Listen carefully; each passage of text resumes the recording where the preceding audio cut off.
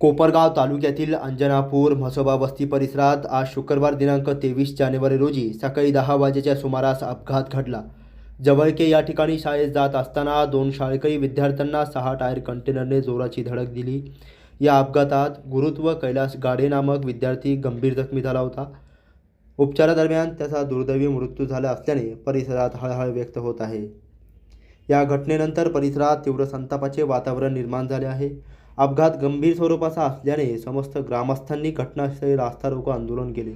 विशेष म्हणजे गेल्या तब्बल 8 वर्षांपासून हा रस्ता अतिशय खराब अवस्थेत असून रस्त्यावर मोठमोठे खड्डे पडलेले आहे। या रस्त्याबाबत यापूर्वी अनेक वेळा ग्रामस्थांनी आंदोलन, निवेदन व तक्रारी केल्या, मात्र प्रशासनाने सातत्याने पाठ फिरवल्याचे चित्र दिसून आले आहे। त्या दुर्लक्षाचा परिणाम आजच्या अपघातातून समोर आला असल्याचा आरोप ग्रामस्थांनी केला असून एका निष्पाप बालकाला आपला जीव गमावण्याची वेळ आली आहे। शासन अजून किती बळी जाण्याची वाट पाहत आहे?